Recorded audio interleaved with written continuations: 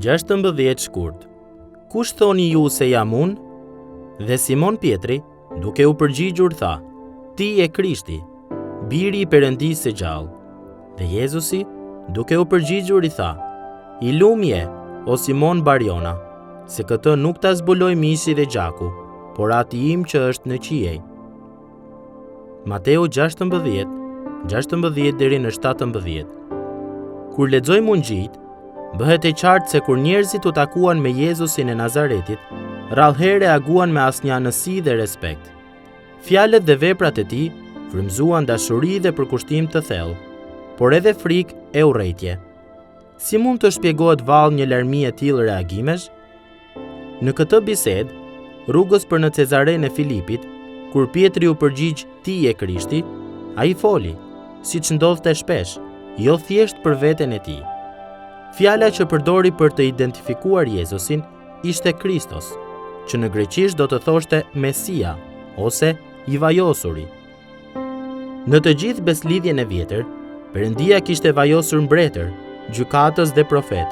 Mirë po të gjithë ata ishin përfaqësues dhe zëdhënës që tregonin drejt Mesias të ardhshëm, shpëtimtarit, vetë vajosurit të Perëndisë. Prandaj, ajo që shpalli Pietri ishte veçanërisht e rëndësishme. Ai po i thoshte Jezusit: Ti je ai për të cilin kanë folur profetët. Edhe më befasues është shpjegimi i Jezusit për deklaratën e Pietrit. Ky i fundit nuk doli në atë përfundim sepse ishte i zgjuar, ose sepse kishte një aftësi të zhvilluar për të menduar me logjikë dhe arsye, ose sepse një predikues frymëzues ja kishte sqaruar këtë. Ai mund ta bënte deklaratën e tij, sepse në të vërtetë këtë gjë ja kishte zbuluar Perëndia atë. Rrëfimi i besimit i Pietrit, sikurse edhe yni, nuk mund të kishte ardhur kurrë nga forca e tij. Besimi është dhuratë që na është dhënë.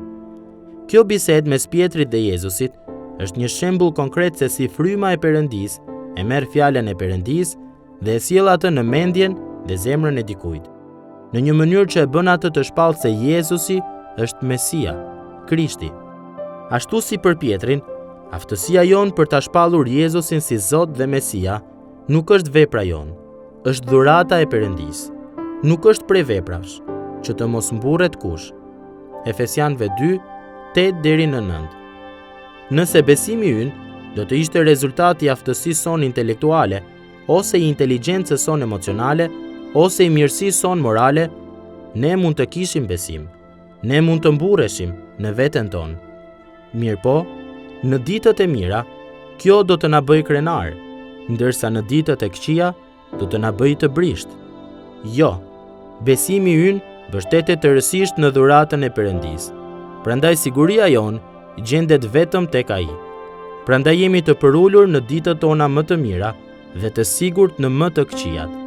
Kështu, gëzohuni sot me mirënjohje, sepse Perëndia gjen kënaqësi në transformimin e zemrave dhe mendjeve me anë të së vërtetës së fjalës së Tij, që ne të shpallim bashkë me Pietrin: Ti je Krishti.